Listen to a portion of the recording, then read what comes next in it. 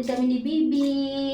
So ayan guys, itatry natin. Matagal ko nang ginagamit to sa kanya. So gusto ko lang i-share sa inyo.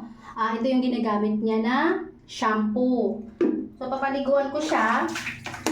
Sinasabayan ko siya nitong Madre Cacao. Sasabayan natin siya.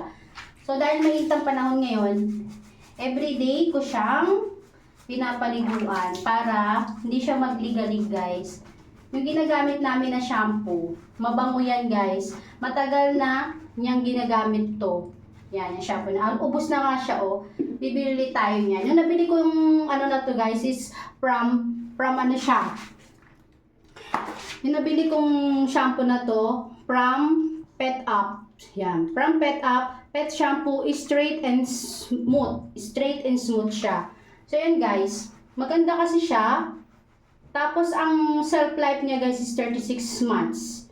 Ayan. Maganda yung shampoo na to kasi iba-iba yung benefits bawat kulay ng shampoo nila. Maganda siya, mabango, tapos nakakalambot talaga siya ng buhok. Ayan guys, share ko lang namin sa inyo. Kasi mabango talaga yan. Kasi yung pamangking ko nung nagpunta sila dito nung pumasyal. Ginamit niya yan sa dog niya, Shih Tzu din yun. Sabi niya, ano daw yung, saan ko daw nabili yan, yung product na yan, kasi nga ang bango daw. Kaya yan. Natin mata mo. Tapos ito si Baby, mabango yan, mabango talaga yan guys, parang kala mo nakakulon yung fur baby niyo pagka ginamit mo siya.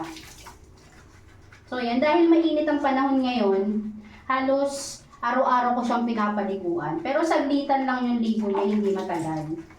Para lang hindi siya magligalig. Kasi pagka sobrang init, nagliligalig siya. Hindi niya malaman kung saan siya pupunta. Pagka everyday siyang naliligo ngayon. Pero pag malamig ang panahon, hindi ko pinapaliguan siya ng araw-araw. Every week ko siya pinapaliguan. Mainit ang tubig dito sa amin, guys. Pero hindi ko alam kung bakit nag-aano siya yan, no? Naririnig nyo? Naririnig nyo yung kaartihan niya? Oh, nag-aarti-arti ka daw, sabi. Oh, nag-aarti-arti daw si Bibi. Ang init-init mainit yung tubig namin dito. Kasi hindi siya galing sa gripo. Kasi dito sa Cavite, guys, ang tubig dito. Ang tubig dito sa Cavite, nirarasyon lang na wala yung tubig namin dito. So yun nga guys, nabili ko pala yung product na yan sa TikTok. Hanapin nyo na lang yung nila. Ilalagay ko sa may yellow basket yan. Napakabango niya, tapos makakapili pa kayo ng scent niya.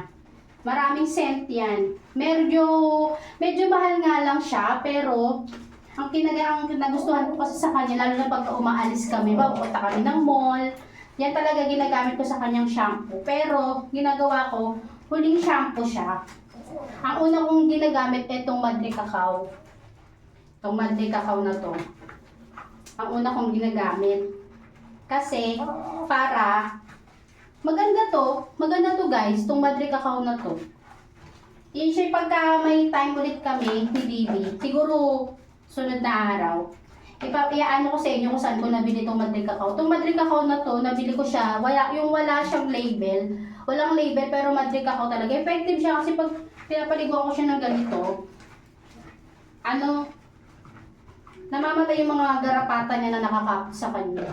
So dahil nga mainit ang panahon, paubos na to guys eh. Kaya bubuksan ko na. Super niya talaga to. Use na use talaga niya.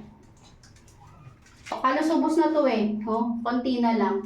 Yung scent niya ang bango. Alam mo yung para kang anong tawag dito? Ayan o, sisimutin natin siya. Hindi ako masyado marami maglagay dito sa kanya, ganyan lang. Ganyan lang yung amount ng paglagay. So ayan siya guys ha. Diba? Sisimutin natin siya. Ayan, pagkatapos may yung Madre Cacao, siya yung sinusunod ko para maibabad. Ayan, mabula to eh. Mabula din siya. Hindi ko siya hinahalo sa tubig guys. Hindi ko siya hinahalo sa tubig. Inaano ko lang siya. Dinadirect ko sa balat sa sa katawan, pero hindi siya, ayan na mabula. Mabula siya. Hindi ko siya lalagyan ng tubig. Yan, di ba? Use na use siya guys, di ba? Use na use ko yan. Use na use ni Bibi yan. Kaya pagka pinapaliguan ko siya nito, 1 linggo mabango pa rin siya. Kaya ako lang siya pinapaliguan ngayon araw-araw kasi nga, ang init. Kawawa naman sila. So yan, ginagawa ko habang nakababad yun. Habang nakababad siya, inaanuhan ko siya ng ano ba tawag dito? Inaanuhan ko siya ng kanyang kung may makukuha tayo. May makukuha tayong alaga. Kasi pag bumababa to sa baba, ang dami kasi kaming aso. Pag bumababa to sa baba, hindi mo maiiwasan na magkaroon talaga siya ng sabit-sabit dyan. Kaya every ligo niya, every day, lagi ko siyang chine-check. Ay kung chine-check yung katawan niya, kung may mga naliligaw. Kasi nga, kawawa naman siya pagka yung kamot-kamot. O, diba? May mga makukuha at makukuha tayo eh. Saka ba't ganun, no? Pagka mainit ang panahon. Pag mainit ang panahon, grabe yung ano nila, no? Naglalabasan. Di malaman ko saan ang gagaling. Ayan. Check natin. Double check. Meron din akong i-share sa inyo guys yung ginagamit naming powder.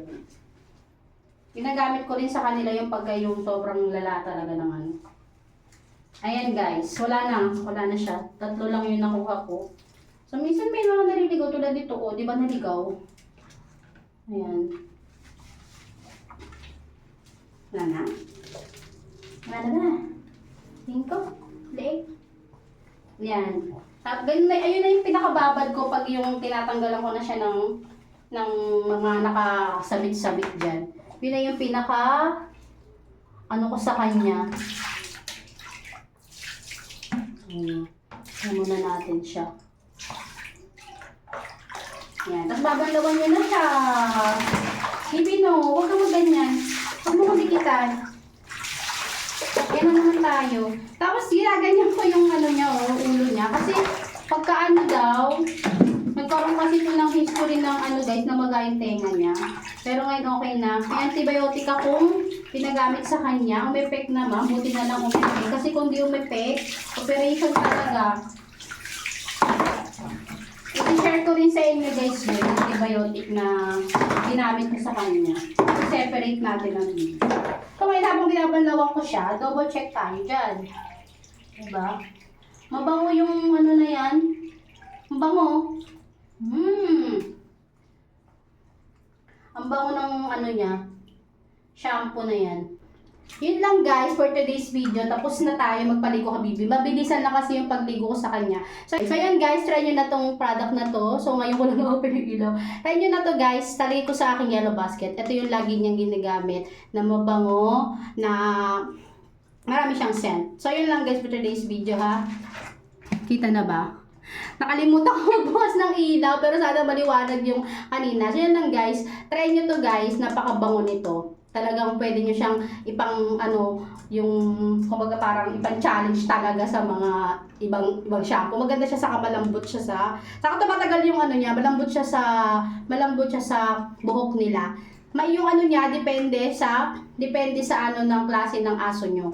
Kung ang aso nyo is ito yung mahabang buhok, meron siya ito pang straight and smooth. Meron din yung pang curly, meron din yung basta iba-ibang kasi check nyo lang yung yellow basket kung alin doon yung mas compatible doon sa klase ng aso nyo. So yun lang for today's video guys. Maraming salamat. Bye!